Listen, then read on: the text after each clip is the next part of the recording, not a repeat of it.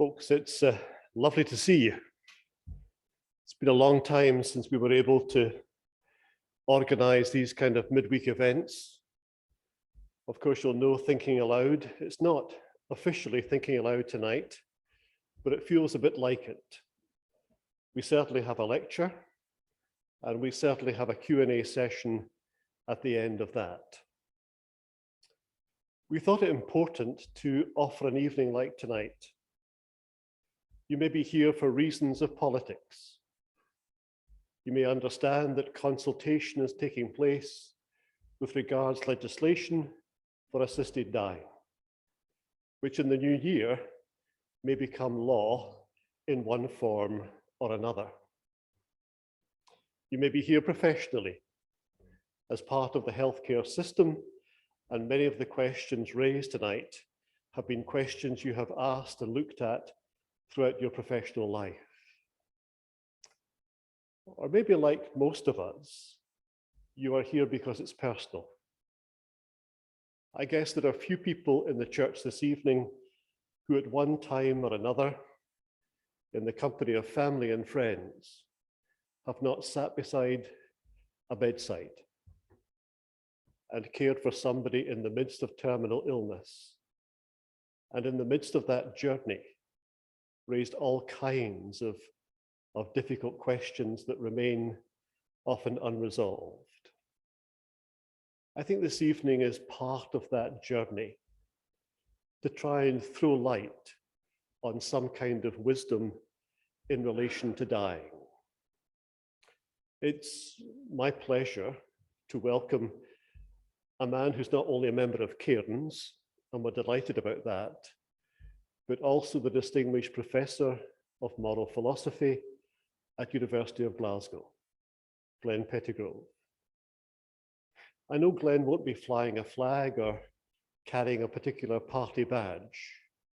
He said he just wants to come and offer a balanced perspective on this very contentious issue. And so I, for one, are delighted that he is here this evening. And so can I, on your behalf, extend a very warm Cairns welcome to Glenn Pettigrove.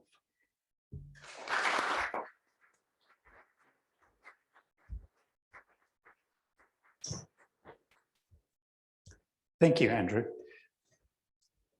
So, a little over 20 years ago now, I was ordained as a minister of Word and Sacrament in the Presbyterian Church USA.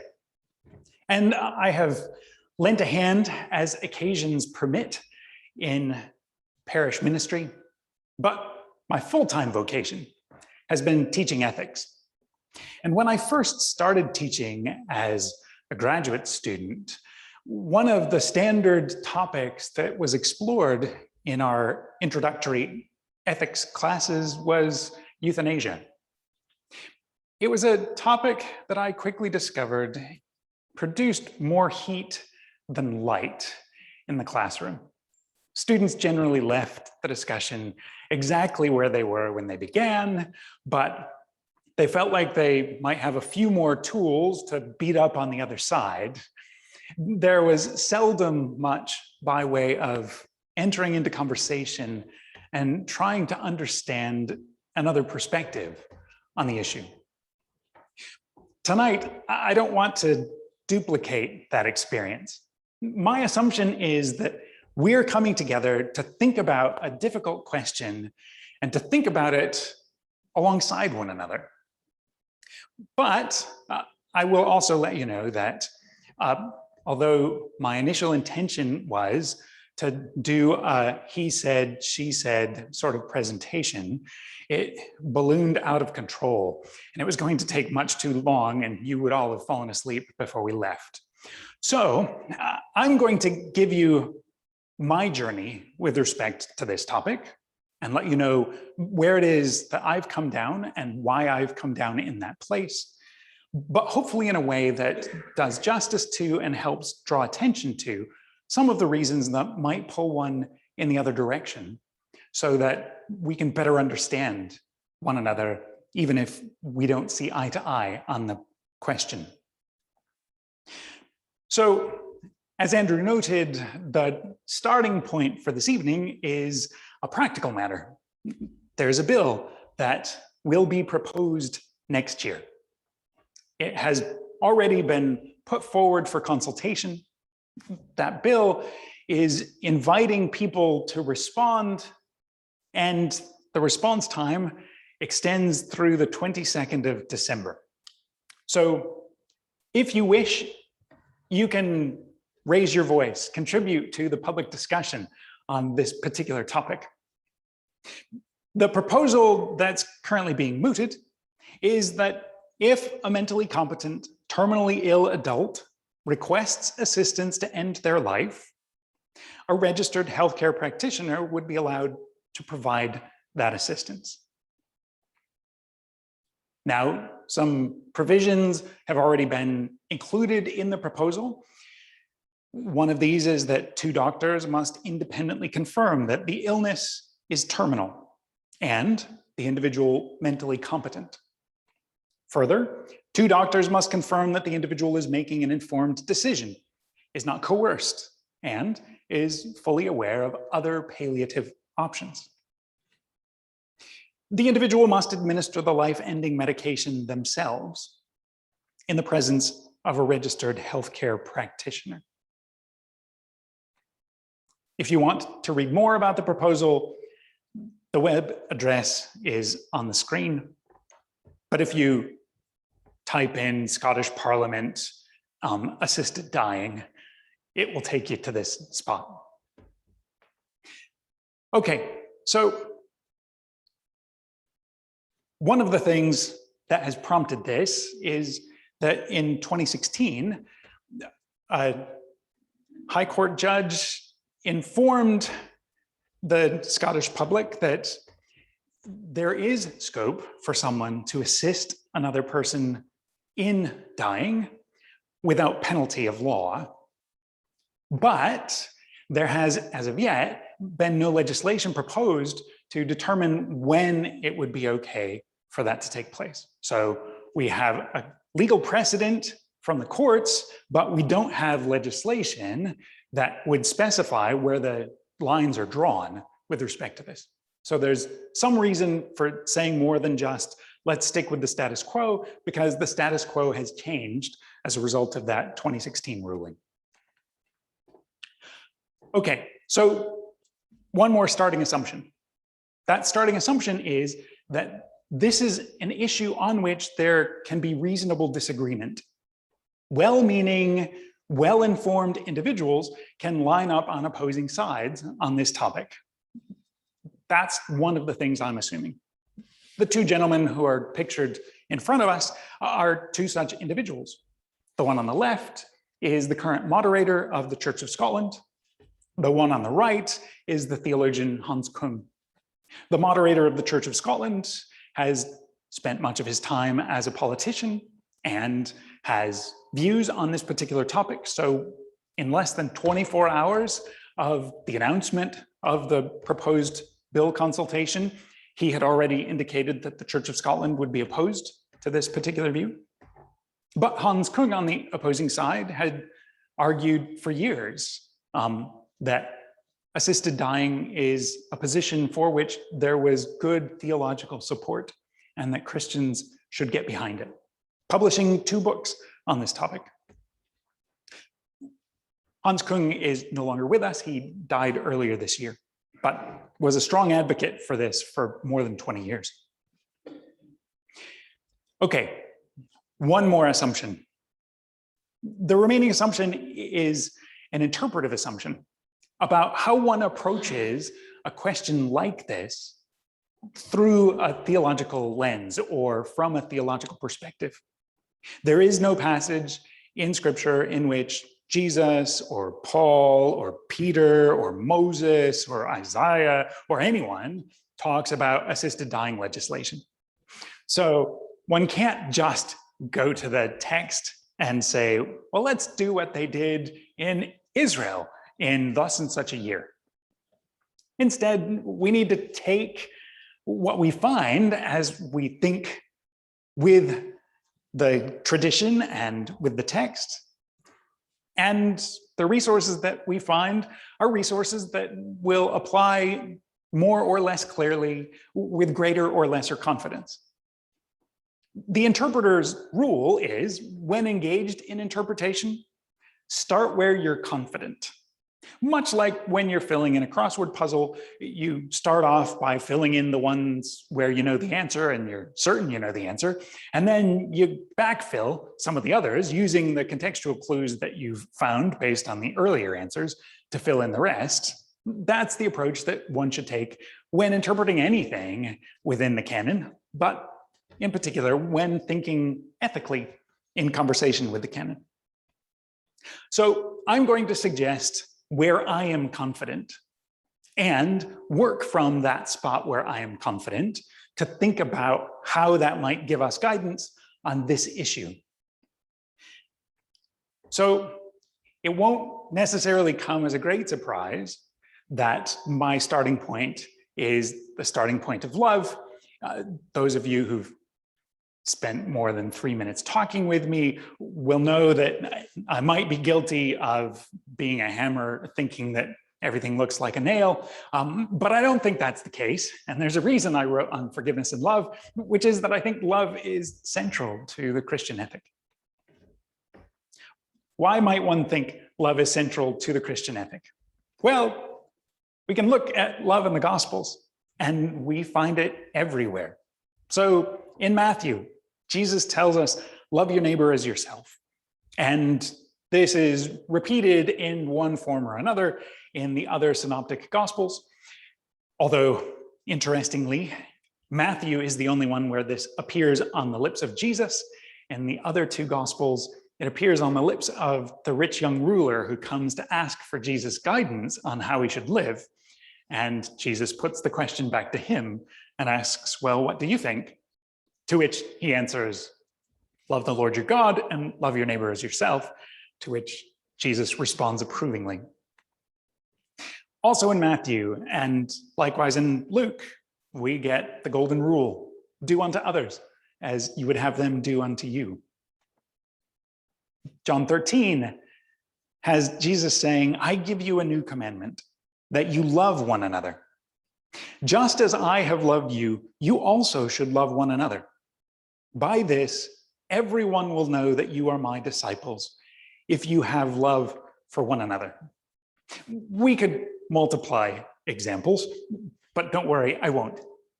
However, let me show you that this isn't just a feature that we find front and center in thinking about ethics in the Gospels.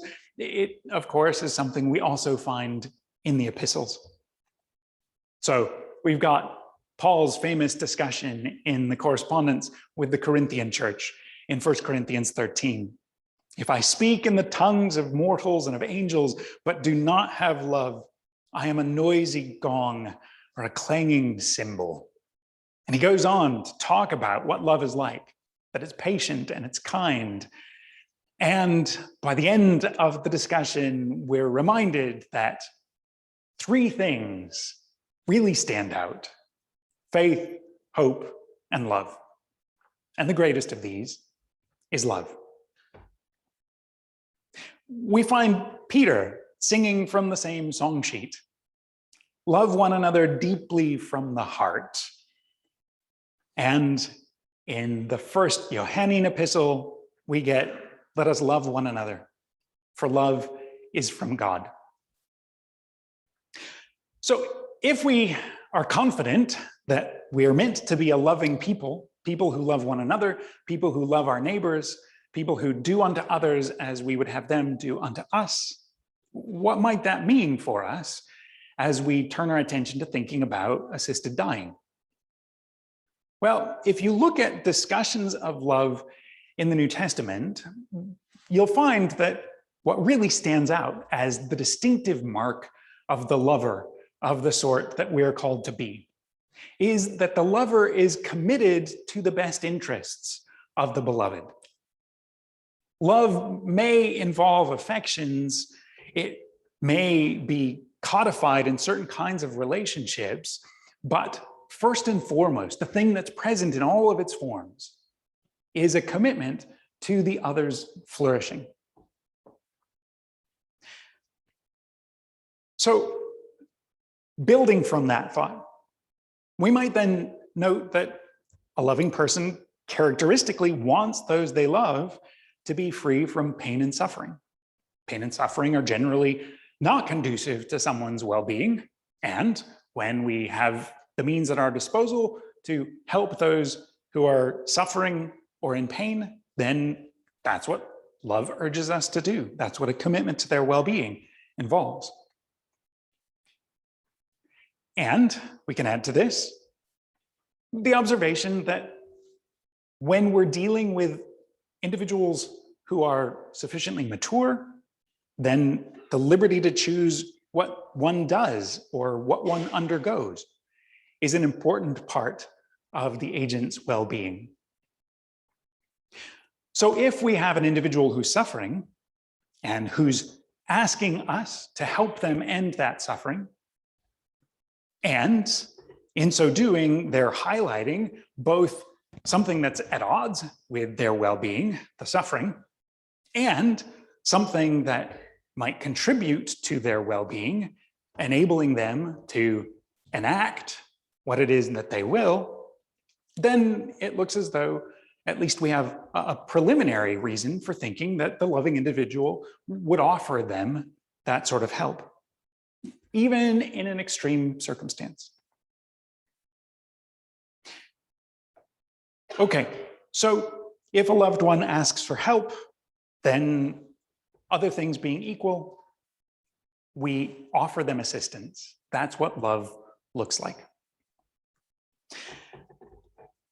So there's a really quick and brief case for thinking, if we reflect on the calling to be loving that is characteristic of the Christian ethic, then we've got some preliminary reason for thinking that assisted dying might be something that it was okay for us to be involved with.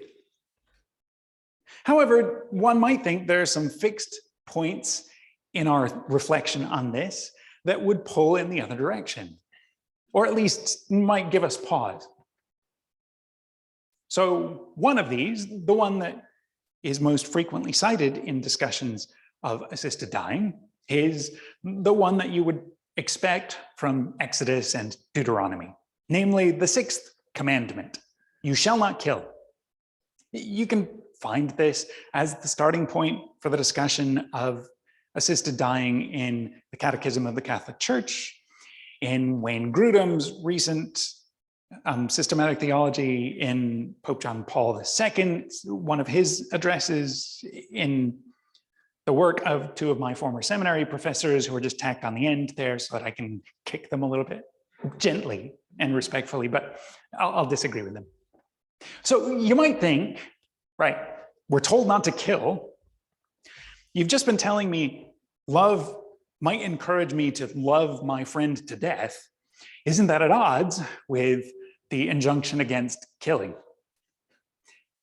Well, here's why I don't think the injunction against killing automatically closes the door on this discussion. One reason is that even in the Hebrew scriptures, thou shalt not kill does not apply to every instance of human killing. So within the Pentateuch, the first 5 books of the Bible, the books in which the law gets articulated, there are no less than 35 capital offenses, 35 occasions where the people of Israel are instructed to put someone to death. And some of these will be familiar to us, cases, say, where someone engages in malicious killing of another person in order to secure their property. But some of these might surprise us, things having to do with mixing fabrics of different varieties with one another. It's also the case that throughout that discussion, it's open for an individual to kill an enemy combatant.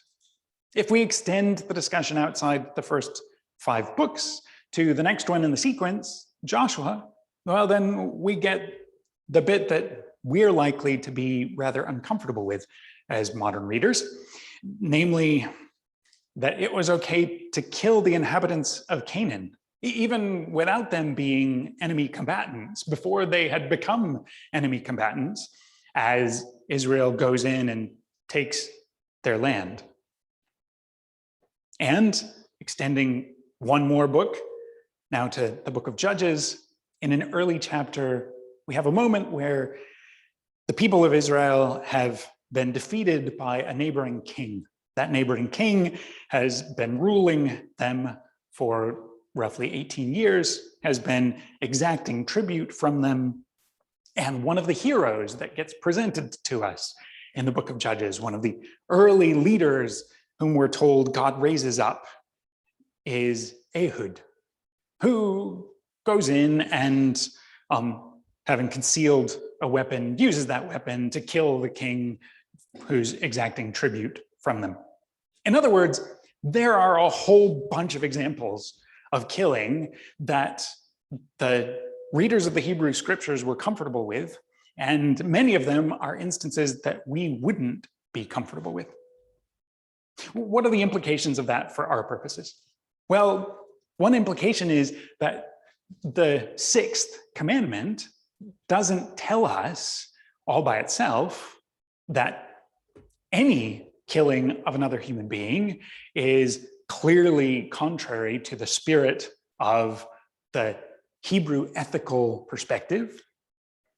Instead, we get, well, an explanation for why it was the case that when it came time to translate that commandment into English, later translators opted for do not murder rather than do not kill, to pick out the kind of category that is familiar to us in English that involves malice aforethought, a guilty mind.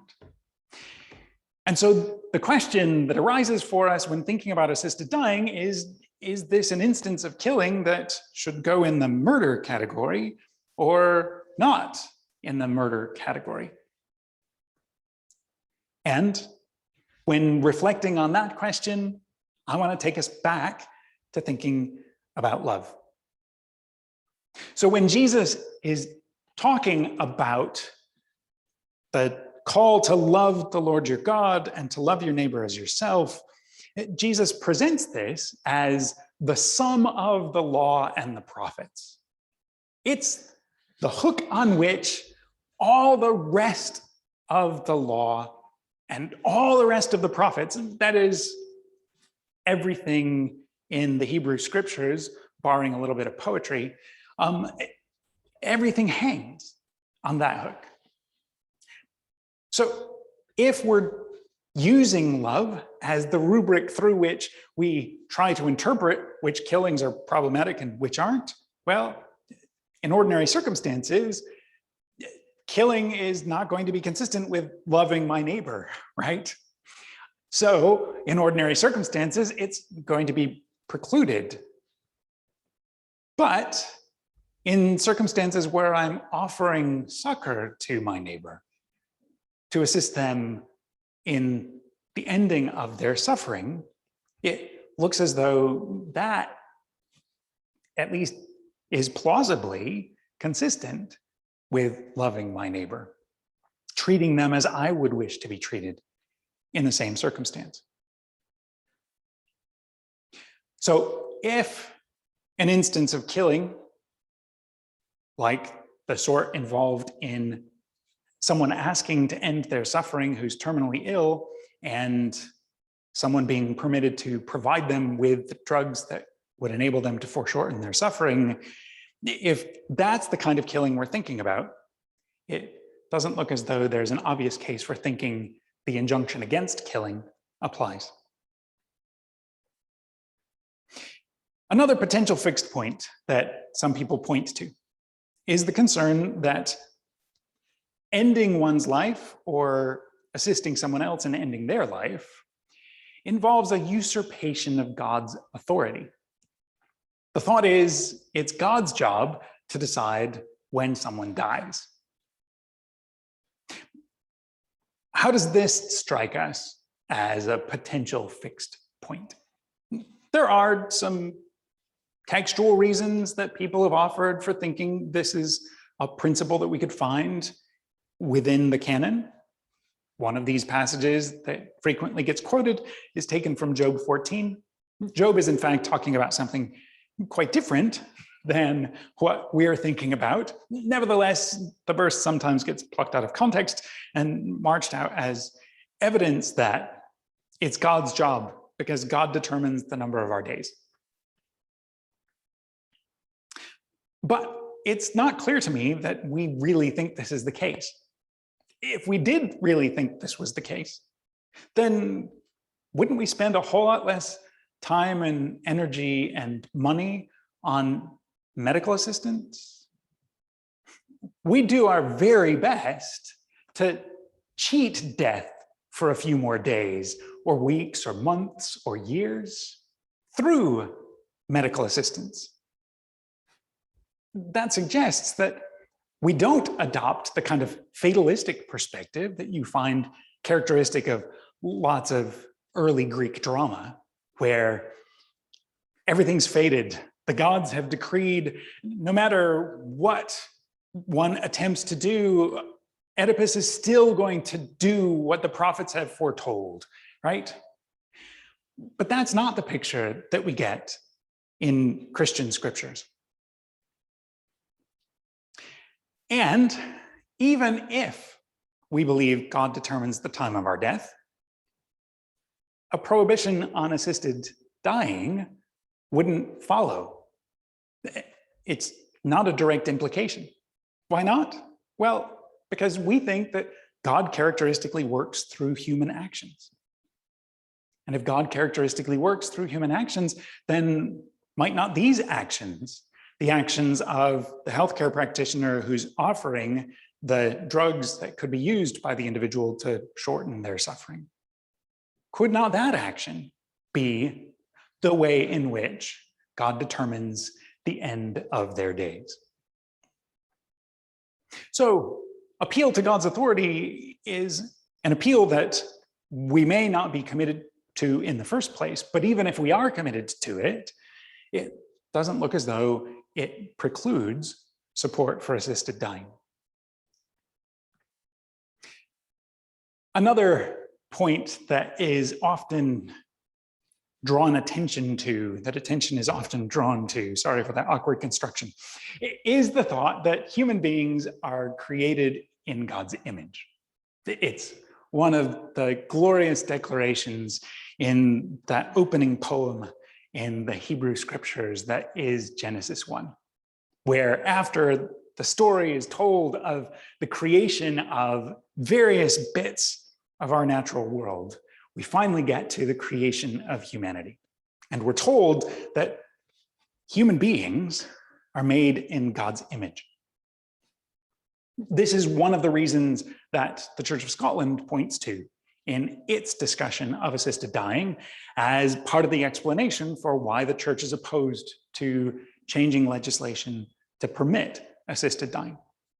But they don't go on to spell out exactly why being created in God's image would give us reason not to assist in someone's dying or not to choose that course ourselves. So let's try and fill in what the backstory might be. Well, one might try and move directly from we're created in God's image to therefore it's wrong to end a person's life. But it's not clear what the transition is meant to be. How do we get to the therefore? One way that has been suggested by one of my former seminary professors, Walter Kaiser, is the following. So he suggests that to take a life is like burning God in effigy. If humans are an image of God, like an effigy of God, then to inflict damage on that would be like burning God in effigy, an act of rebellion. I think as similes go, this one might not be the strongest. So it first looks fairly straightforwardly as though the motivations in the two cases are quite different from one another, right? In one case, what is motivating us is compassionate concern for another party who's suffering, that loving care that we've been talking about. In the other case, it's angry protest at someone we think is not adequately discharging their role. But there are other reasons for thinking that pointing to the image of God doesn't straightforwardly settle the matter. So what exactly does the image of God consist in is a question we ought to spend some time thinking about, and I won't answer it for you, but let me give you some historic answers for our reflective purposes, just to see whether they are in fact in tension with assisted dying legislation. So one of the ways that Augustine characterizes the image of God in De Trinitate is as a loving mind. Sorry, the font is so small. I should have created more slides. And if what's characteristic of God's image is a loving mind, well, then it looks as though the discussion we've been having about love being a motivation for us supporting assisted dying will carry on and will suggest that being an image bearer of God ourselves is something that might encourage us to take this kind of step with respect to another person who's suffering. The most complete way in which Augustine characterizes the image of God later in the same work is in terms of memory, understanding, and will. But it's again loving understanding and a loving will that he takes to be distinctive. And that seems to leave us in the same place. John Calvin tells us that the Imago Dei consisted in a mind endued with right judgment, affections in harmony with reason, and sound and well-regulated senses. Of course, John doesn't think we've got the image of God any longer. He thinks it was destroyed in the fall by Adam and Eve's first sin. But if we take these features to be distinctive of the image of God, a mind that is endued with right judgment, affections that are in harmony with reason, then we're going to need to figure out what reason dictates in cases like this. And we've just been reflecting in part on that, suggesting that perhaps reason dictates the loving approach that we've just been considering. To appeal to somewhat more recent voices, Walter Brueggemann suggests that what's distinctive of us, in virtue of which we are image sharers with God, is freedom. That overlaps a bit with the suggestion that the will is an important part of the image of God. And a more recent and somewhat more generalized characterization suggests that by and large, the scholarly consensus is that the term image of God refers to the fact that the human is God's representative. The representative role is a political sort of role. God is the suzerain king, the great ancient Near Eastern authority, and human beings are subordinate stewards of that suzerain king.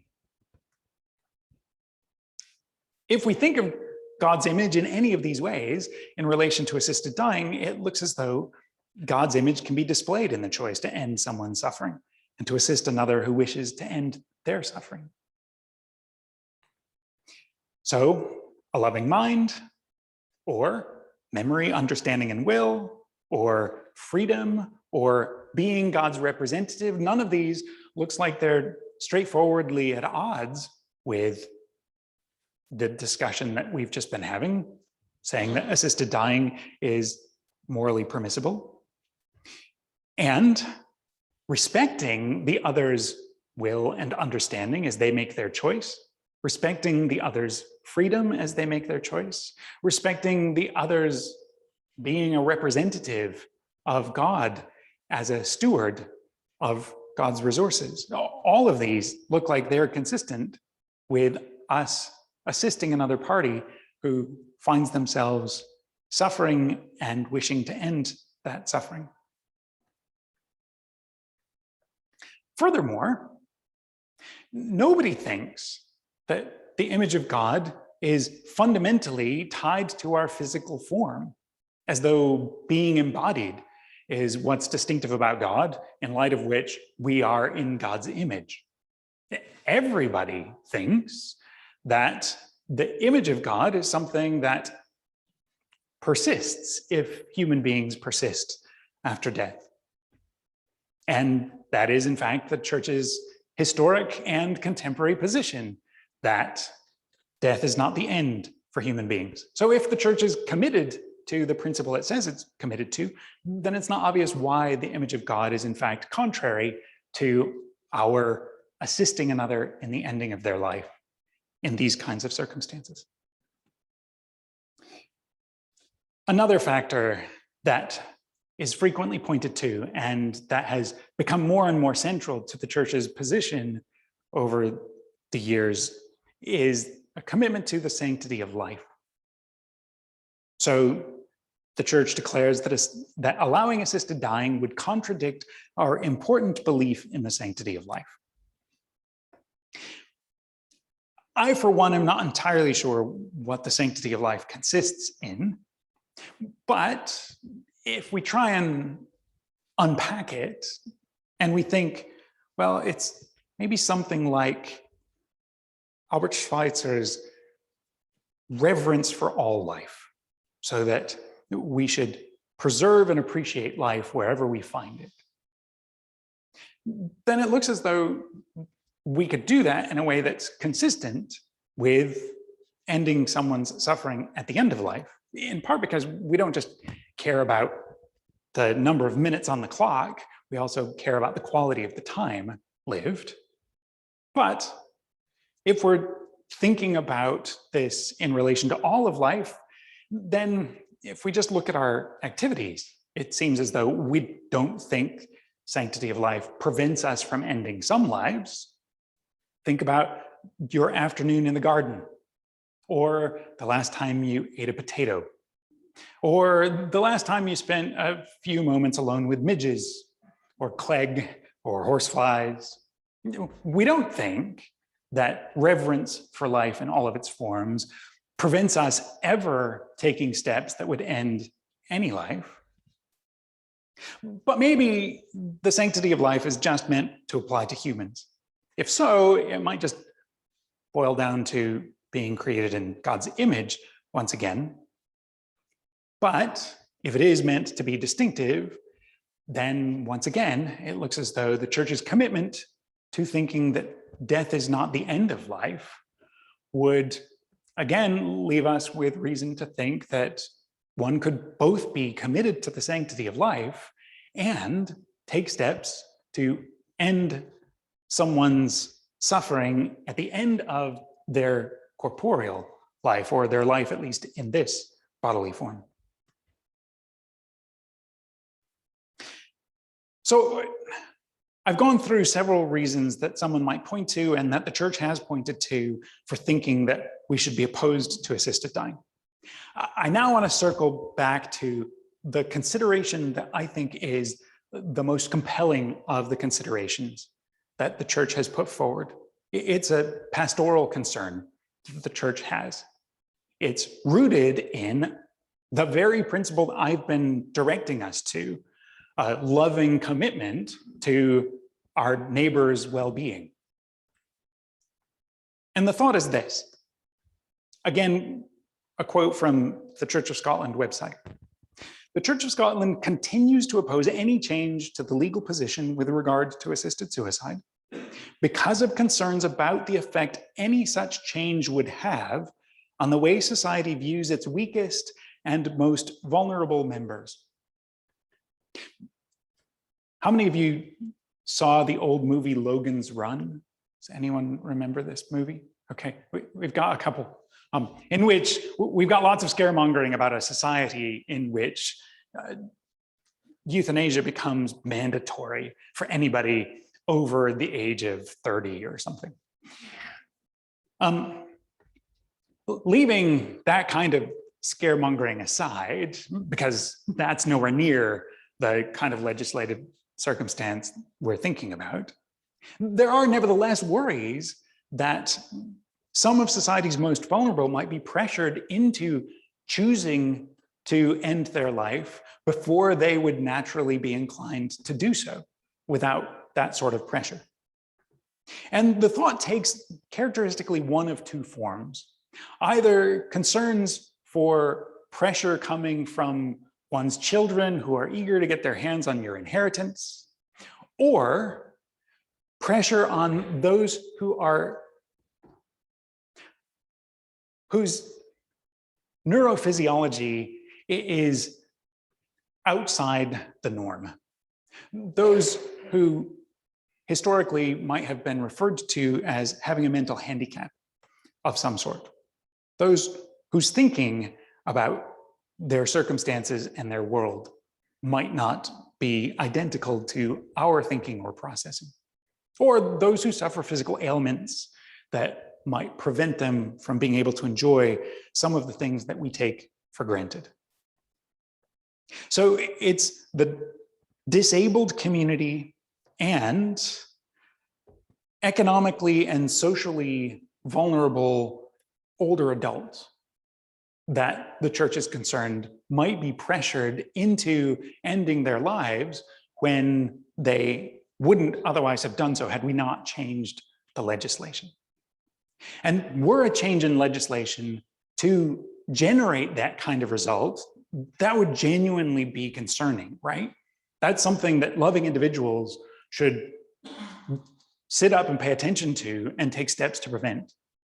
There would still be a question as to how many of the vulnerable there were and what the effects of the vulnerability are and what the effects of the changes of legislation on the vulnerable would be as compared to the suffering of those who are currently dealing with a terminal illness and who wish to foreshorten their suffering. There would be complex questions that we need to at least think about there. But it would be very concerning if we had an increase in social pressure on those who were most vulnerable. However, this is an empirical claim rather than a conceptual claim or a straightforwardly normative claim. The normative bit is we should do unto others as we would have them do unto us, and we should love our neighbors as ourselves, right?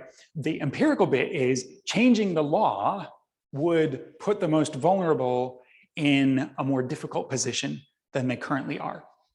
And because we've had assisted dying legal in lots of jurisdictions for decades now, we've got data on that we can look at to determine whether this is just a worry, like the worry that made for good entertainment in Logan's Run.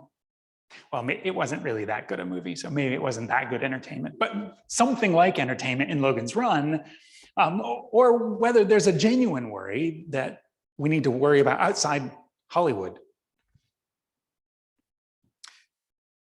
And in an exhaustive survey of the literature that explored results starting from 1947 onward, a piece that was published in the Journal of the American Medical Association noted that in no jurisdiction in any of this data was there evidence that vulnerable patients have been receiving euthanasia or physician-assisted suicide at rates higher than those in the general population.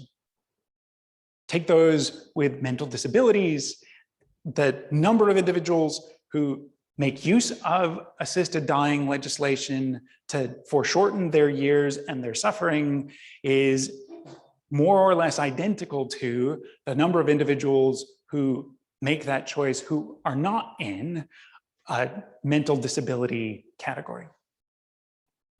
And furthermore, they discovered that most of those who took advantage of the change in legislation were middle class or upper class and university educated, and thus not in the kind of socioeconomic position that one might think would increase the pressure to end one's life early, because one couldn't see a way to carry on paying the bills on the pension that one had or what have you. So there was no evidence, in other words, that people were making this decision for economic reasons, or that people were making this decision because they were pressured by others to make the decision.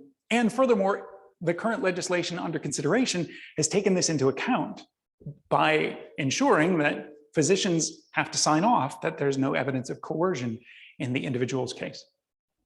And having gone through a process where physicians were determining whether or not my choices were coerced choices, I can tell you that they're really quite thorough in figuring out whether or not someone is acting under coercion. Even after decades of assisted dying being legal, the standing assumption is still that people will die a traditional or so-called natural death in each of the social contexts where this has been passed into law. So in jurisdictions where assisted dying is legal, such deaths account for between 0.3% and at most in the Netherlands, 4.6% of deaths. So very few of those who are eligible exercise this choice. And even those who are prepared to exercise this choice often don't. So in Oregon, it was discovered that 1/3 of those who had requested medical assistance to end their life, and so had been given the drugs that would allow them to foreshorten their suffering, chose not to make use of those.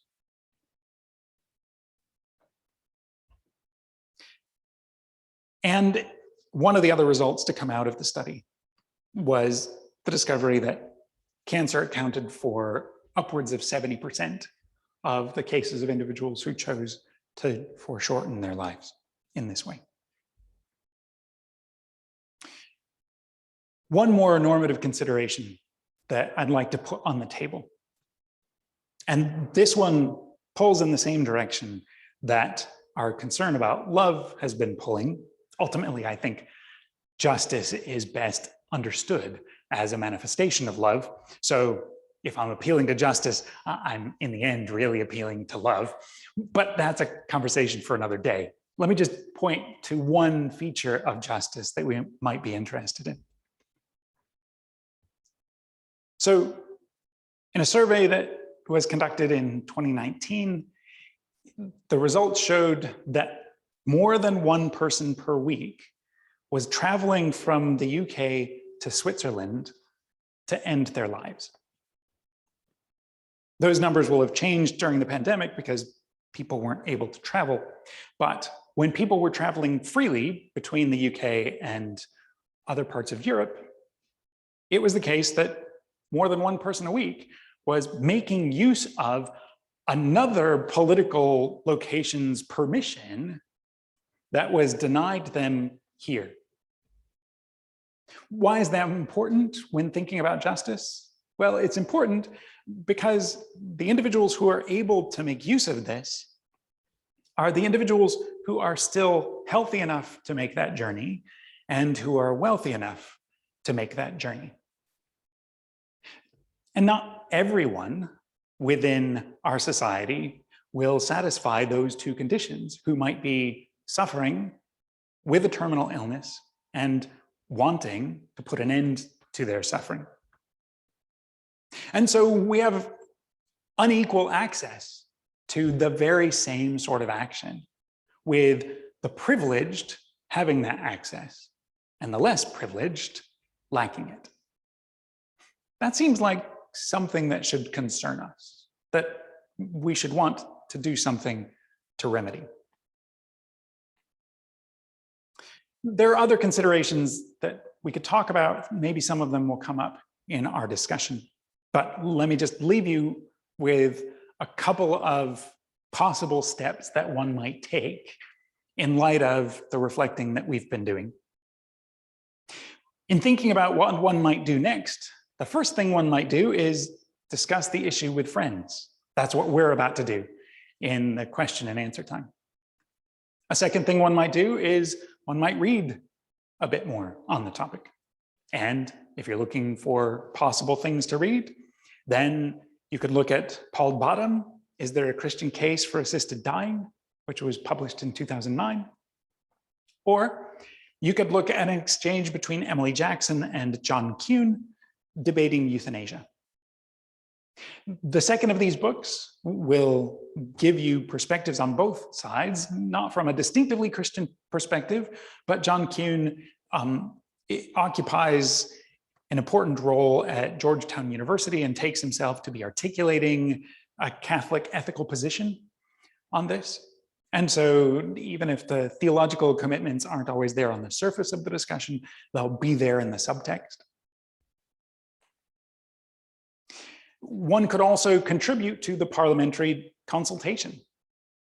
So type in Scottish Parliament assisted dying, and one of the links that will be on that page for you will be to the form that you can fill in to offer feedback on what you think of the legislation, what safeguards you think should be in place to avoid undue pressure on vulnerable members of the community, etc.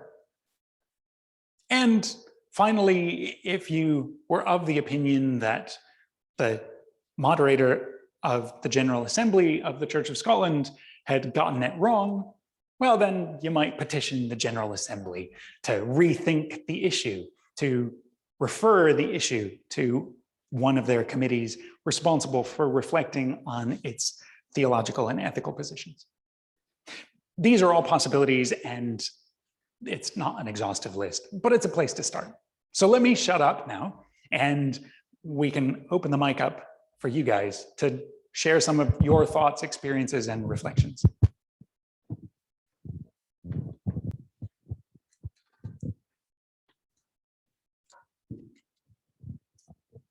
I think John is wandering around, or will be wandering around with a roving mic.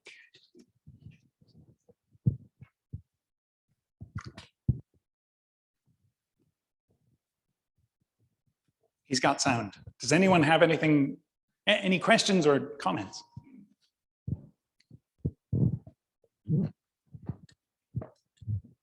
Thank you very much.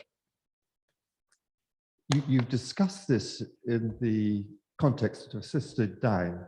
Do your arguments extend to, for example, ending the life of someone with dementia who can't give dissent? And the second question I'd like to ask is that the context of society in general and the choices of society haven't been discussed. It's quite expensive looking after old, disabled people. And that money is taken from other parts of society. Is there anything that would enable you to decide which is a fair proportion for which part of society? So I'm going to dodge the second question because I'm a coward, and because it would be a really long time in answering. But I can say this, which is that if one appeals to that Journal of the American Medical Association survey that was done and a number of subsequent surveys, one finds an interesting connection between jurisdictions that have allowed for assisted dying and jurisdictions that have increased the resources they commit to palliative care. One of the worries the Church of Scotland articulates is that if we allow for assisted dying, then the state will no longer devote as much money to palliative care, and palliative care is really important. So we should resist this kind of change. But in fact, the data that we have shows that an increase in access to assisted dying has actually been accompanied by an increase in resources for palliative care. That doesn't address the how should we divide up the entire social financial pie, but it is interesting that drawing attention to this issue has increased the amount of social attention that has gone to caring for those who are in their final years and who might be struggling in their final years because of pain and terminal illnesses and the like. Now to the first question, the question of would the arguments extend to cases like Alzheimer's or dementia? And these are cases that are near and dear to me, with a friend of mine having recently been diagnosed with dementia, and with my grandmother having undergone the experience of Alzheimer's, and my great-grandfather having lived his last 2 years roughly with my parents, and the last 8 or 9 months of that being a period where his dementia came to the fore. So I'm thinking about friends, I'm thinking about family, I might be thinking about my future. And I think, yes, the arguments that I've put forward can extend to those cases, but I think that the concerns about safeguards become even more pronounced in those instances. One of the ways that those concerns have been expressed in legislation is by allowing people to write out advance directives or living wills, so that when they are still in a condition that a medical practitioner would take to be a mentally competent condition, they could indicate what their preference would be were they to reach a certain stage in the Alzheimer's or dementia trajectory, so that they're in a position to make an informed decision, to give consent to a decision at a time when they still have their faculties that would direct what would happen at a later time. But in those jurisdictions, there's characteristically a get out of jail clause, as it were, such that if the individual changes their mind, or if the individual who is undergoing the Alzheimer's or the dementia is clearly opposed to what is being proposed, what their earlier self had decided they wanted to do, then there is a preference for the perspective of the later self over the earlier self.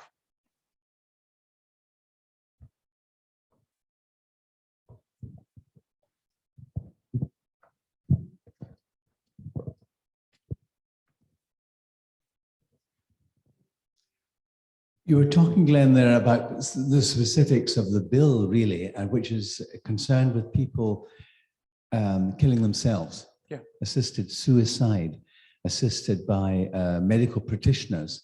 What about the case of medical practitioners doing, as it were, the deed? Is there moral parity between that situation? Can your principle of love extend to where actually lovingly we're assisting somebody else to die through our actual action? So I think the answer is yes, that it does. One thing that speaks in favor of that is that nothing about what I've said has been dependent on whose agency was involved in the process, whether loving my neighbor takes the form of providing them with the drugs that they could use to end their life, or whether loving my neighbor involves inserting the needle into their arm, doesn't yet make any difference in any of what I've argued. But I think there are a couple of reasons that speak in favor of us extending it to another population beyond just the modest scope of this bill. And one reason is that if you look at the empirical evidence, the number of cases in which the drugs fail to work either because they make somebody sick and so they throw them back up again, or it induces a coma, but they come out of the coma. It's not enormous, but it's something like 8% of the cases. Whereas if you look at cases that involve lethal injections in the Netherlands, it's less than 1.5% of cases where it fails to work. And so we've got, what, 6.5% difference between the two of individuals who undergo distress. And that's just looking at the patients. That's not looking at their family members, right? Who are perhaps gathered and with the individual making this decision, who then go through the trauma of thinking they've said goodbye, but then they haven't said goodbye, or they have to say goodbye again, or what have you. A second reason has to do with those individuals who aren't in a position to administer the drugs to themselves. So a friend of mine has had a brother who had muscular sclerosis. And at one point, when he was still quite a young man,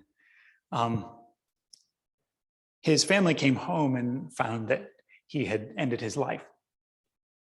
This took them completely by surprise. The letter that was left explained that he didn't want to reach the point at which his muscles no longer obeyed his intellect. He didn't want to reach the point at which he wouldn't be able to end his condition.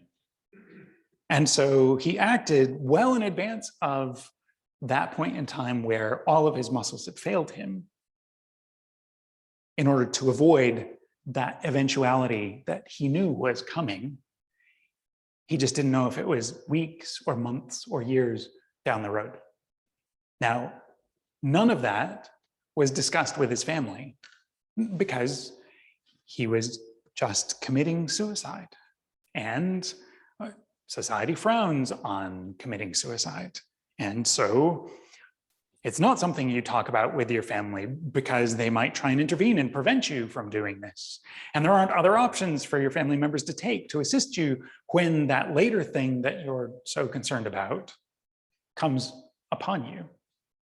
And so a number of the difficulties of that moment pastorally would have been reduced had the family been able to have that kind of discussion, had there been that kind of safeguard so that he could offer a living will and direct his family or the medical practitioner to end his suffering at the time at which he asked for it to be ended or indicated that it should be ended, even though he was no longer able to do that himself. And if one looks at other statistics around those who have terminal illnesses, one discovers the surprising number of individuals who currently do end their own lives and do so in secret without entering into those discussions with their family members and the like. So I think there are good reasons for us to think about extending this beyond just cases where the individual can administer something to themselves. But I do think it's probably prudent for the Scottish Parliament to take a small step at this stage rather than a larger step, so as to see how we collectively respond to this change in what's permitted, and so as to address the kinds of worries the Church of Scotland is articulating about changing what the assumptions are or what the baseline is before we extend it to instances where the individual can't do it themselves. Part of the rationale, I think, with individuals doing it themselves is that suicide is no longer criminalized in Scotland. And so the kind of assistance that's being offered is an assistance that merely makes something available for someone to take their own life. And so under current legislation, it's not as large an obstacle. I think part of it is also that if you're administering the drugs yourself, then there's that moment where you can, on the way to the mouth, put them down, and there might be some worry that you're less inclined now that you've booked the time and you've inconvenienced the physician or the medical practitioner to walk away and say, actually, I know you've got the needle out, but I think I'll come back another time. So I think some of those things contribute to the decision at this point. But I do think that down the road, it would be worthwhile for us to revisit this, even if the legislation goes through.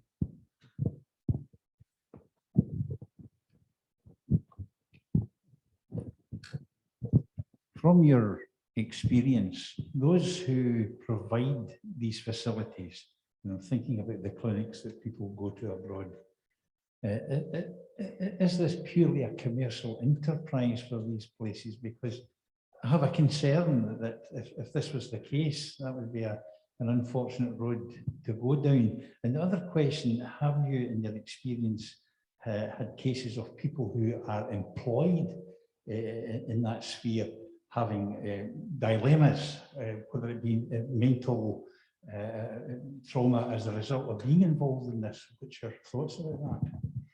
So both are good questions.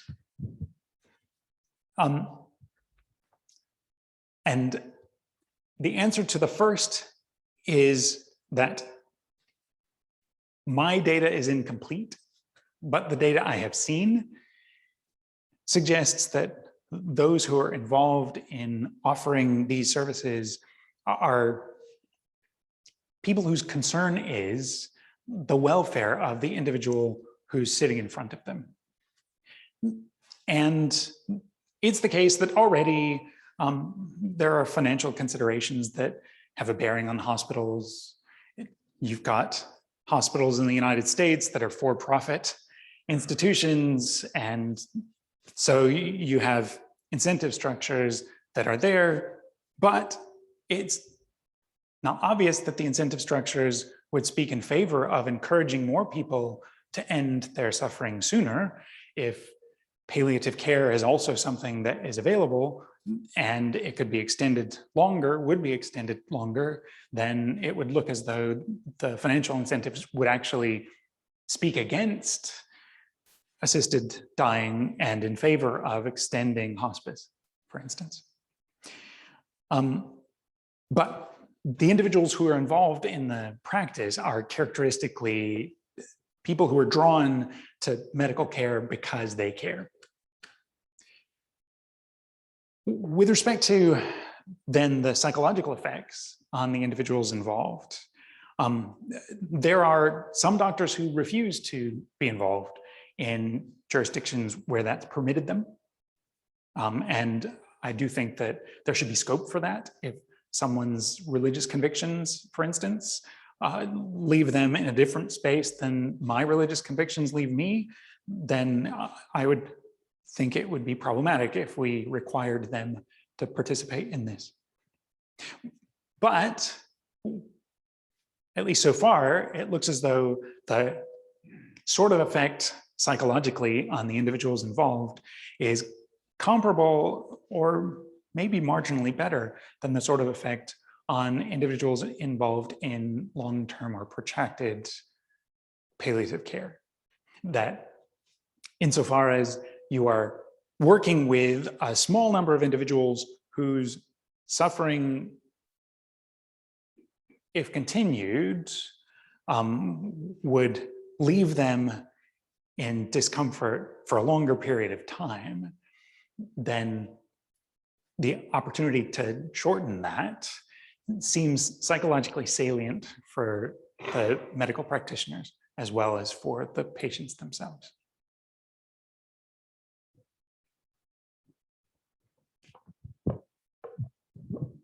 Thank you very much, Professor.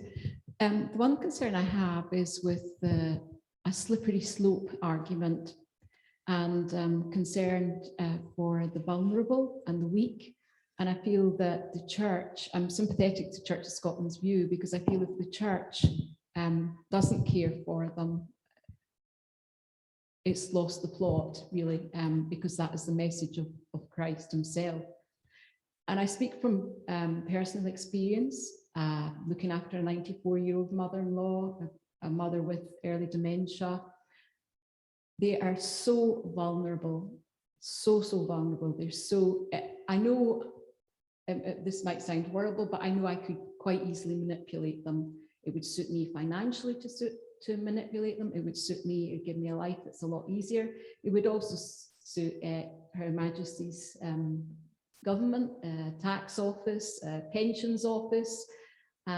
So it strikes me as a very slick solution to a growing problem as people live longer and longer.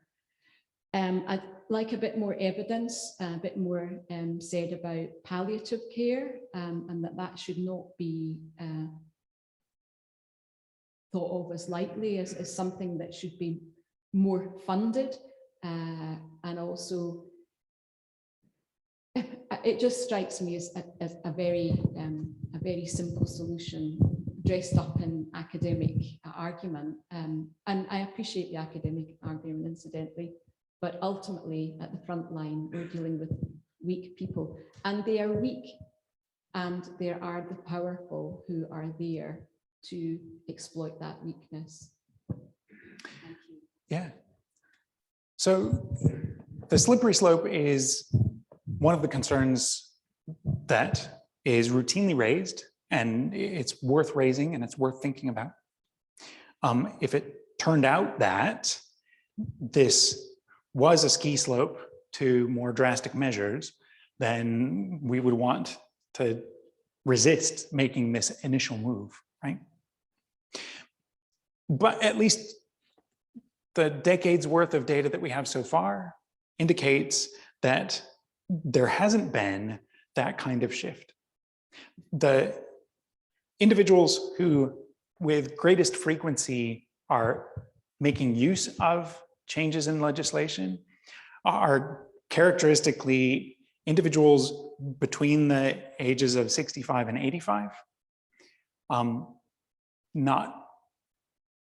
There are, of course, individuals who within that age bracket are coming into early stages of dementia, but advanced dementia isn't usually manifesting itself during that period in time. What's the point of identifying the age bracket? That's not the most vulnerable age bracket, right? The 65 to 85-year-old age bracket is characteristically an age bracket where people are still making their own decisions, living their own lives, and articulating their positions in their own voice. So most of those who are currently making use of it don't fall into the most vulnerable categories, even for age reasons, never mind disability reasons. But it looked like you wanted to come back with something. Well, I feel as though at the moment, we're in a situation where just to take a practical example, if I was to pressure someone for my own benefit to take their own life, at the moment, I would stand the risk of being found guilty of murder or whatever. So obviously, that's a break on my behavior. So presumably the statistical evidence isn't there for what changes the law will make. You've cited some other countries, but I'm not sure about that, but that's sufficient, really. You see, at the moment, we're in a kind of, because we know we'll be prosecuted if we behave like that, then we don't behave like that. But when the risk of prosecution is removed, it completely changes the ball game. So if it did, that would be worrying. But I don't think it does. A, we don't have evidence that it does on a large scale. B, we've got really, really good psychological data that most individuals are really unwilling to hasten somebody else's death. It's the reason governments have to work so hard to train members of the military to take an enemy's lives. It doesn't come naturally to us. We are wired to be uncomfortable with that. Are there people who do? Of course. Might there be some bad apples in the mix who might try and pressure somebody into ending their lives sooner than they otherwise would? Sure, there will be. Are there safeguards that we can put in place to mitigate the effects of that? Absolutely. And one of those safeguards is the medical professional who is determining the extent to which someone has been coerced. And those conversations take place independently of other family members or other individuals. They take place on more than one occasion. If there's scope for the medical practitioner even to be in doubt as to whether the individual is choosing this in their own right or might be unduly influenced by others to make this choice, then they can blow the whistle and they're encouraged to do so and call the whole thing off.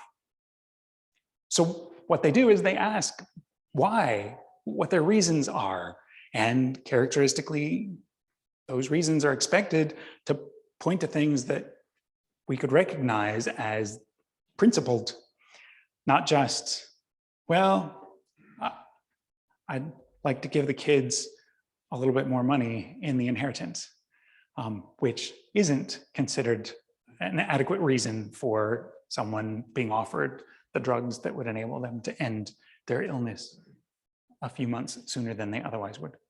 And the kind of time frame that is characteristically in place is somewhere between 6 and 18 months. The time frame, as far as I've seen, has not yet been articulated with this bill. It's one of the things they're looking for people's input on. But the amount of difference 6 months would make isn't likely to be an enormous difference. And so the incentive structure that you might worry about, which, you know, might get mom or dad out of the way 10 years earlier, wouldn't be there. You'd be looking at quite a limited span.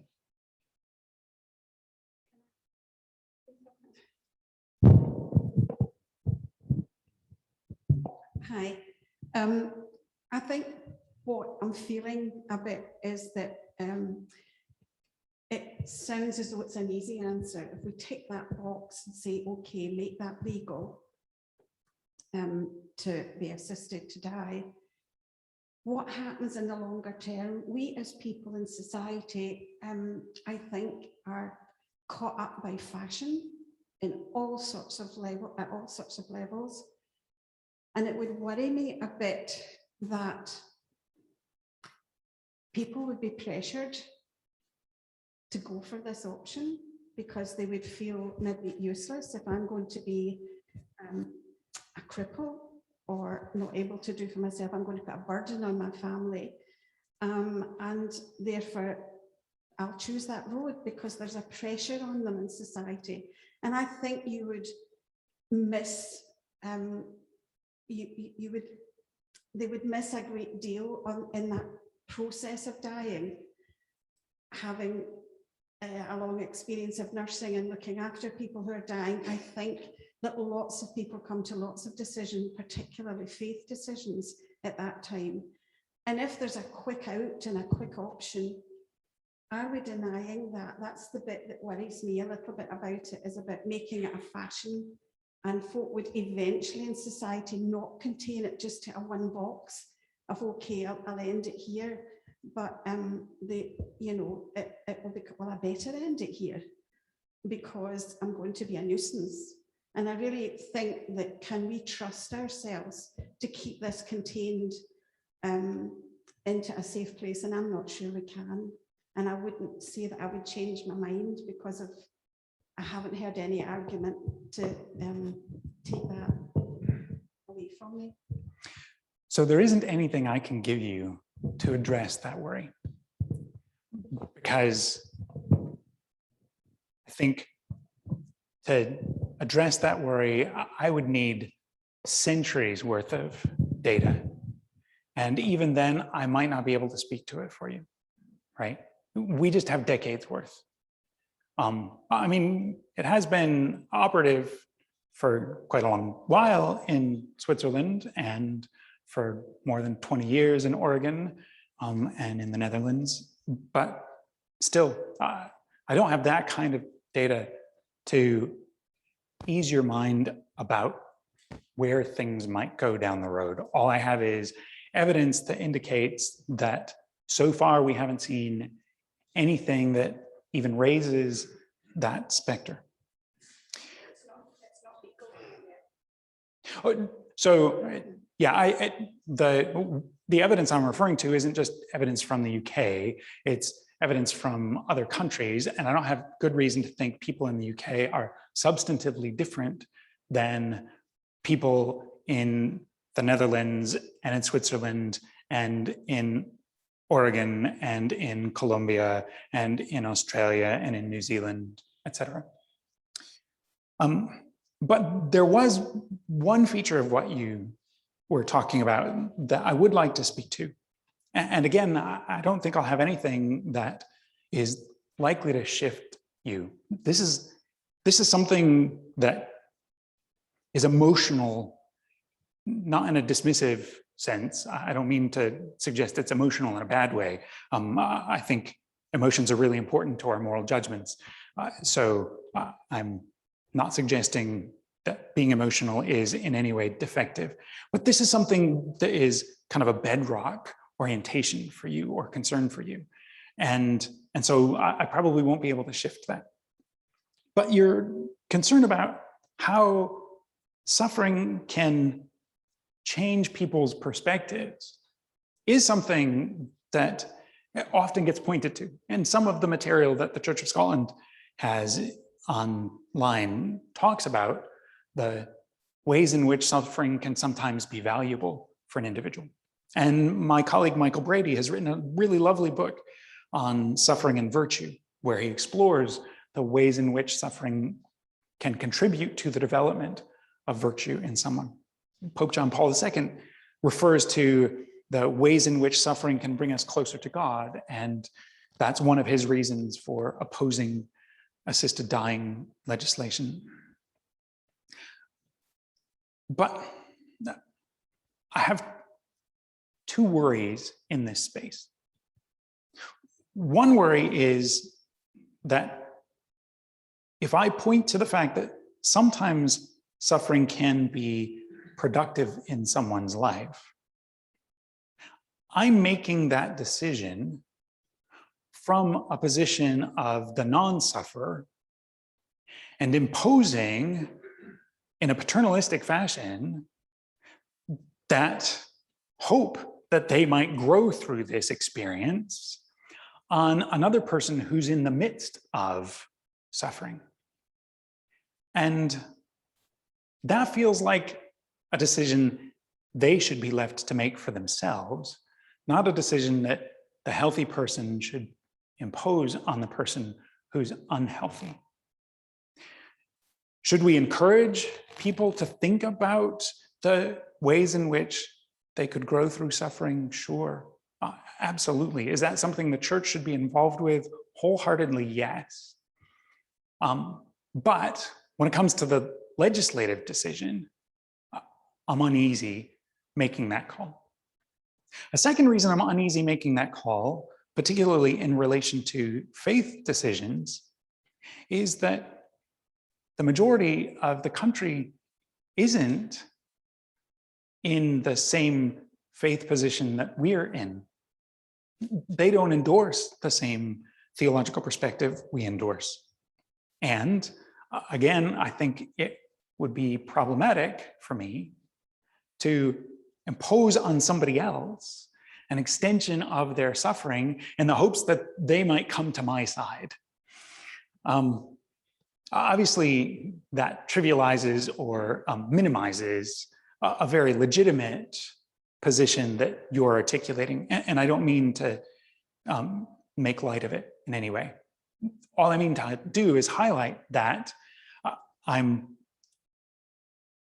uneasy having the state encourage people to carry on with avoidable suffering if one of my reasons is a theological reason they don't share with me.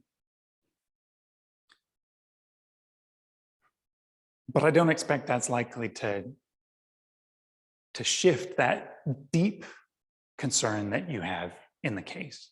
So I don't expect my answer to have satisfied.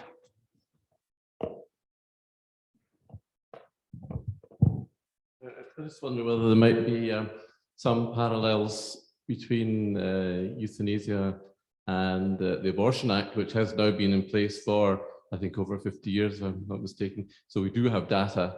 Now there are safeguards, so-called safeguards, built in at the beginning, but really now those safeguards are not really worth the paper they're written on. And in many places I've heard there are more abortions than live births. Might there be some parallels there? So I don't have an answer to that. There might be some parallels there.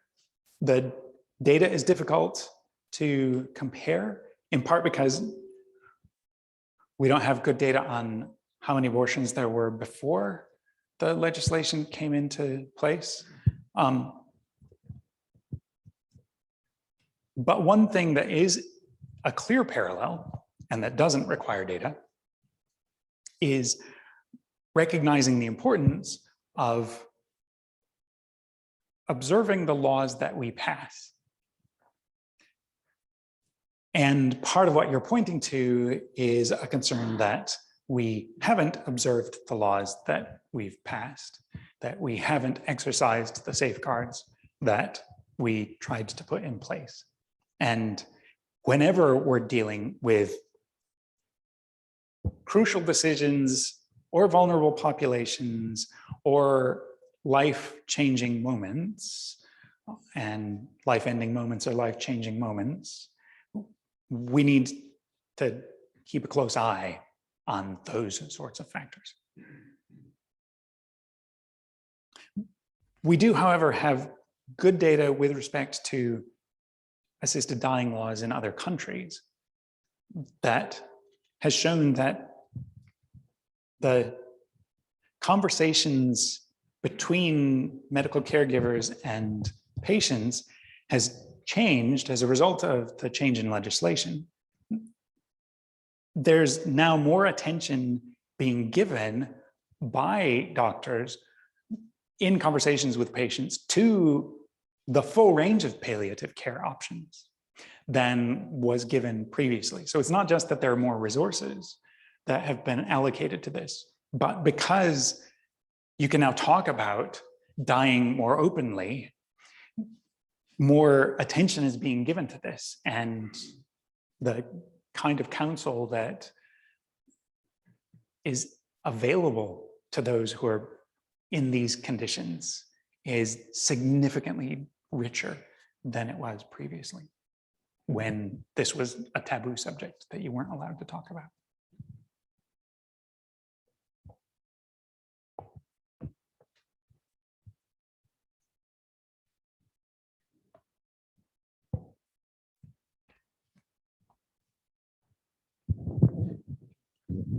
Thank you. When palliative care has run its course and to its very best of its ability medically, and the person is still in severe pain, we're not talking about dementia, we're not talking about Alzheimer's. Where is the love when it is denied them to relieve them of that extreme suffering? I share your concern. Because palliative care, although our pain drugs are much better than they used to be, palliative care doesn't work for everybody. And even those it works for, it doesn't always work completely for them. And for many individuals who are among the more fortunate of the less fortunate, the kinds of pain meds that are available to them are pain meds that largely put them to sleep.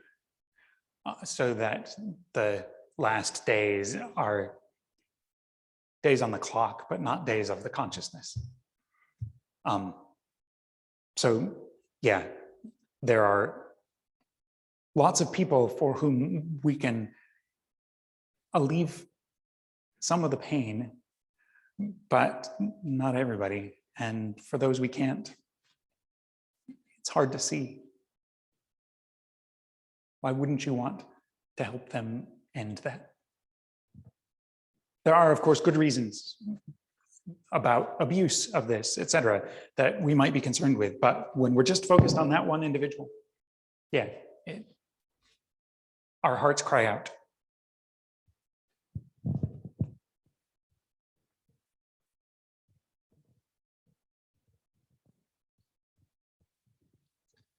The assisted dying bill that we're talking about is very limited in its application, quite a narrow area. In the other jurisdictions that you've talked about, was there assisted dying legislation introduced with such a limited scope initially, or was it a much wider scope from the outset of in these countries, such that it hasn't been changed much since then? And I think this does relate to the question of that's been raised already about, is this the thin edge of the wedge in this country, that it may be that simply a step one towards a later more complete scope. It's really just a matter of fact, how has it been handled in other countries? Different ways in different places. But lots of legislation on this has started off very conservatively and has not changed. So the legislation that was passed in the first instance is still the legislation that's there 20 years later, and it was assisted dying. It wasn't any other form of voluntary euthanasia, say. I believe the Netherlands started with a broader scope when they passed their legislation and have largely maintained what they passed. So there hasn't been evidence of big shifts in what legislatures permitted after initial legislation was passed. Again, in some places, we're still really early days. So New Zealand's legislation just came online this month. But other places like Oregon, where it's been in place for more than 20 years, we don't see evidence of significant changes. So again, there isn't much to look at in terms of the thin end of the wedge. One other thing that is interesting is that the attitudes societally have largely remained fixed over the past 20 years or so. So if you look at surveys in places where laws have been passed, the number of people who are for or against the legislation, the number of people who are for or against expanding the legislation to more cases, et cetera, has not shifted much. Whereas in the United Kingdom, during the course of the discussion and the denial of legislation, and then a new discussion a few years later and denial of that legislation, et cetera, the most recent polls have indicated that upwards of 90% of people in the UK are in favor of some form of assisted dying being legal. That's a much higher percentage than one finds in most of the countries that passed laws 20 years ago. Because we've kept it a pinch point, the controversy has actually increased the number of people who are in favor of it because it's denied, rather than permission being granted and then people not thinking about it much or taking sides on it much or becoming polarized by it.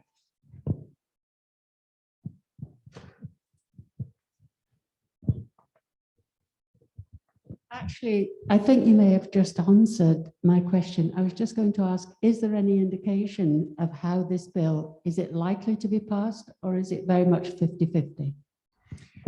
So it's a really good question. Here are some things that have changed since 2014, which is the last time Scotland considered a bill of this sort. One thing that has changed is that the British Medical Association has no longer taken a stand on the issue, but has indicated that the members of the association have different views and they're allowed to express their own views in their own voice.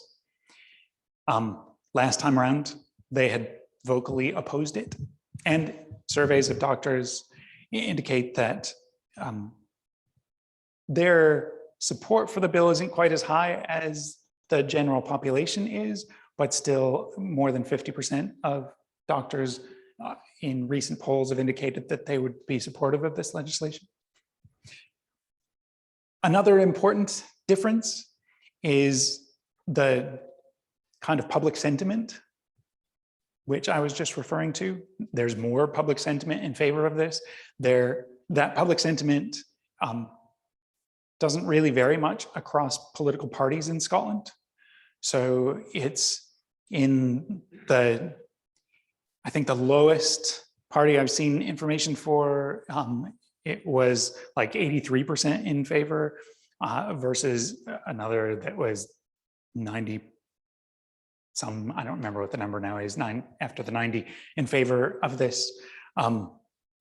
And so you have conservatives, you have members of the SNP, you have Lib Dems, et cetera, who are just, poll after poll is indicating that irrespective of one's political party, this is something that people are favoring in really large numbers.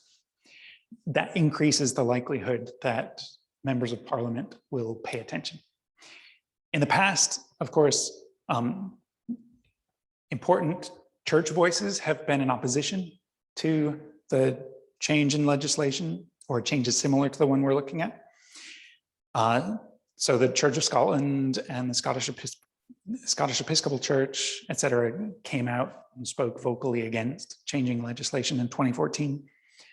The Scottish Episcopal Church at least acknowledged in a sentence that not everybody in the community agreed with the stated position of the church.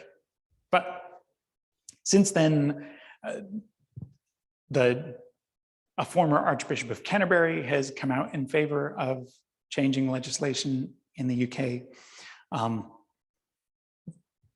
Desmond Tutu has been quite vocally stumping for changes like this, et cetera. So noteworthy figures within the Kirk have been speaking up about this in Scotland and elsewhere in the UK. And so sentiment in the polls that have been done has indicated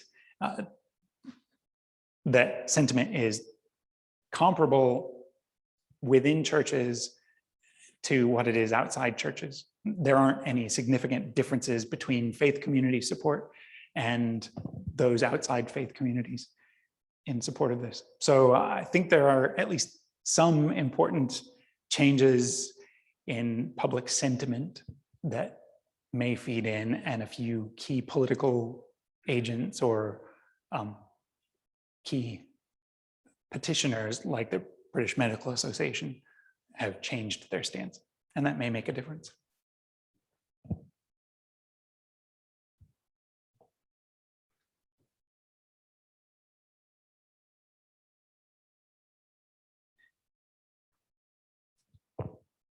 You said, you mentioned that people with an advance directive or a living will making some kind of condition. But then you said that if they subsequently change their minds, then that would that would take precedence. Do you have any data on how often they do change their mind? I haven't seen anything on how often they change their mind. It would be interesting to know. And the number of places that allow for advance directives is pretty small currently, because most places have taken a very conservative step on this particular issue. So I can't answer the question. It's a really good one, though.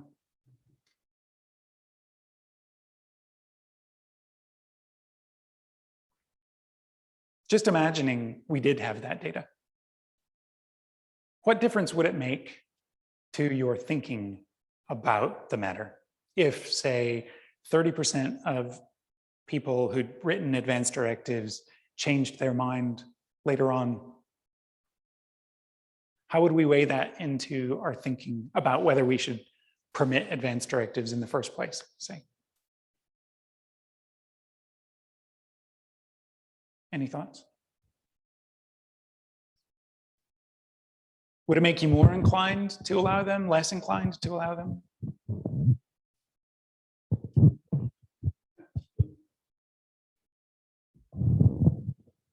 I think it's an interesting question, but I'm not sure. Took me time to get to the microphone. In answer to your question, perhaps when you're of seeing mind, you say, this is what I want to happen. But if you become demented after that, nobody knows what's going on in your mind. You don't then have the opportunity because you can't articulate it. But I mean, having experienced both my parents for several years, being in a demented condition before they died, and visiting them very, very often, I used to look at them and say, what on earth's going on in your mind, Dad? And I had no idea.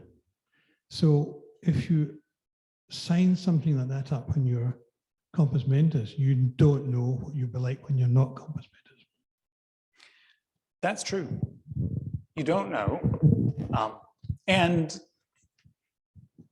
the further one has progressed in one's dementia, the harder it will be for others to recognize what changing one's mind looks like in respect to something like this. What difference should that make to our thinking about this? I'm torn. On the one hand, one might think, well, trust the self that thought they knew what they were doing over the self who either isn't sure what they're doing or isn't able to articulate what they're doing. It's usually not just an issue of articulation though, right? But on the other hand, I really don't want to tell anybody to administer treatment to somebody who wants to resist that treatment, right? That seems like you're crossing a line that's problematic. And so presumably one would want in one's directive to indicate a point at which one would want this administered. And one would want that point to be some stage where we think we still might be competent enough to have a sense of what's going on or what might be going on, that we wouldn't be inclined to leave it super late. But yeah, those would be issues we'd want to iron out. But of course, we're miles from that because we're not even thinking about advance directives right now in Scotland.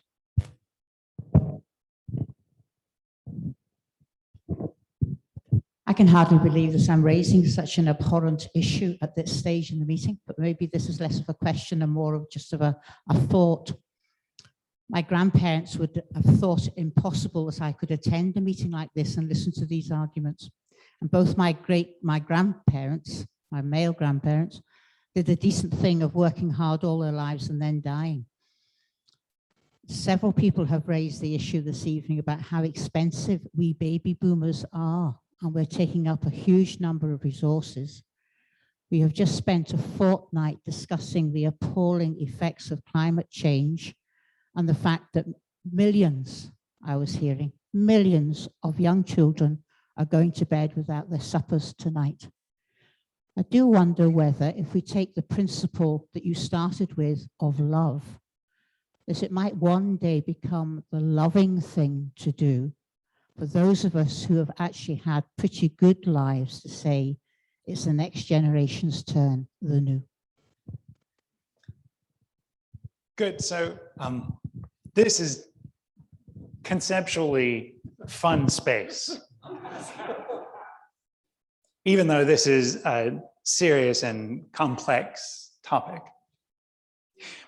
But one thing that is an interesting shift in the past 3 years in discussions about population is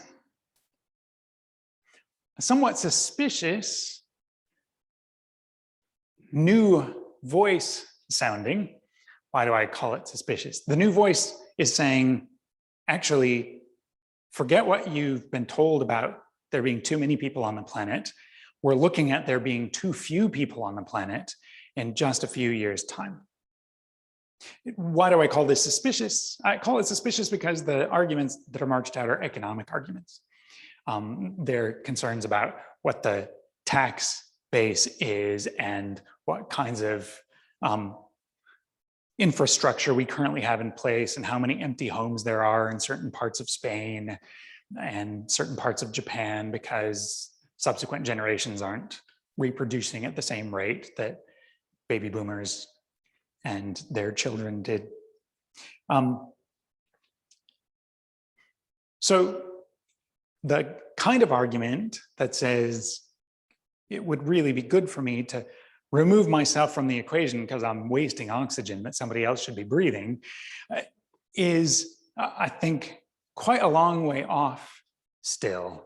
The kind of, what would happen if I remove myself from the equation? The children who are dying in the tens of thousands because they're starving would still be dying in the tens of thousands because they're starving, right? My absence in the population isn't likely to make a difference to them. My presence in the population might make a difference insofar as I can be charitably inclined toward them, in fact, if I'm conscientious enough to be worried about taking up something that they might be better off using. So I think that whether we ever get to a point like that or not, it's not anywhere close to us yet.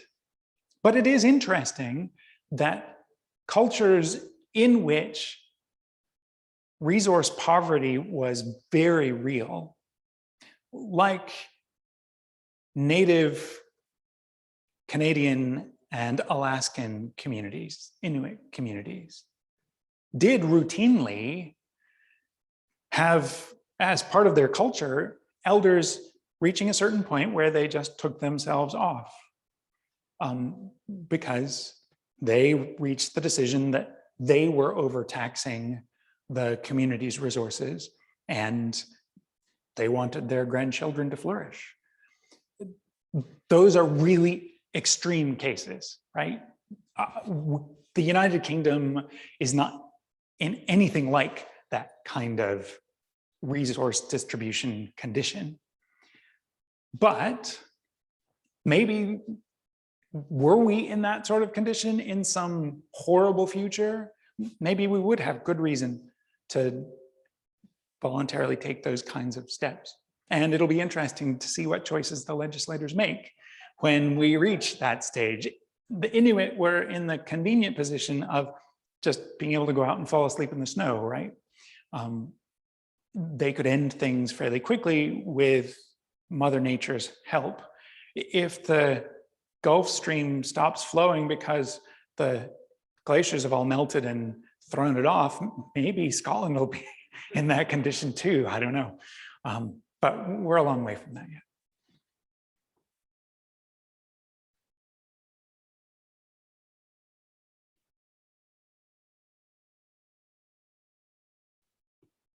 All right, I don't see any more hands coming up. So thank you all for entering into this discussion with me. I think these are important issues that it's really valuable for us to think through together as a community and for us to hear alternate voices, to recognize the various competing factors that we need to weigh up, because these aren't easy decisions. There are some easy things. We should love one another. And loving involves caring for the other, promoting their well-being, And when we're able, reducing their suffering when they ask for our help. But the complexities emerge when it comes time to try and create legislation around this that won't be susceptible to abuse, or will be susceptible to as little abuse as we can possibly make it. And those are really hard questions. Those aren't easy questions. And in part, they're hard questions because they require us having information that often we don't, empirical information about what's going to happen if we do this. And we don't yet know that. We're projecting into an uncertain future.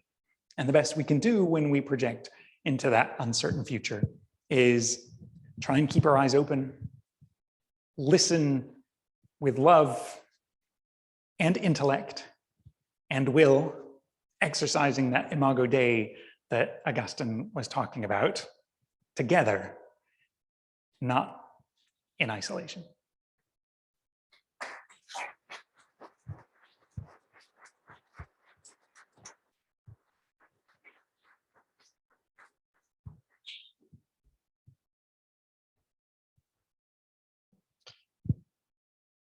Ladies and gentlemen, could I offer thanks on your behalf at the end of this rather special evening? We belong to a congregation that's always regarded the questions as important as the answers. It's the spirit of cairns. And we live in a society just now where so many issues become polarized. You know, be it Brexit or COVID or climate or a whole range of political and economic matters. It very quickly becomes a question of you in your small corner and I in mine. And I don't know about you, but I find that quite debilitating emotionally, mentally, and also spiritually.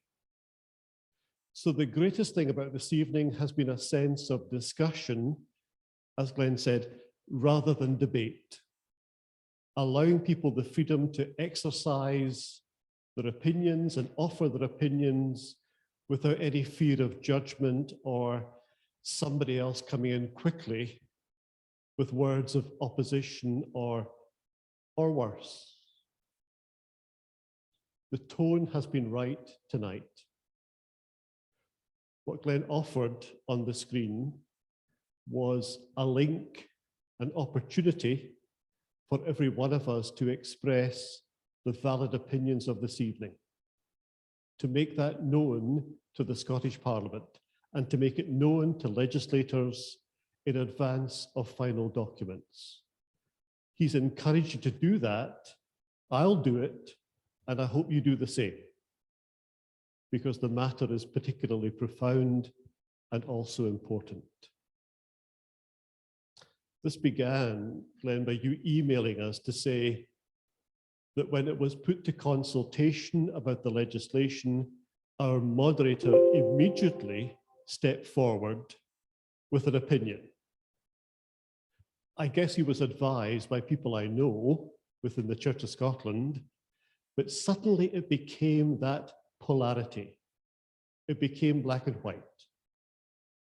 What you have done this evening is offer an enormous splash of color, of diverse opinion. And we've heard you share all these perspectives in a particularly profound and compassionate way. And for that, we're grateful. Thank you.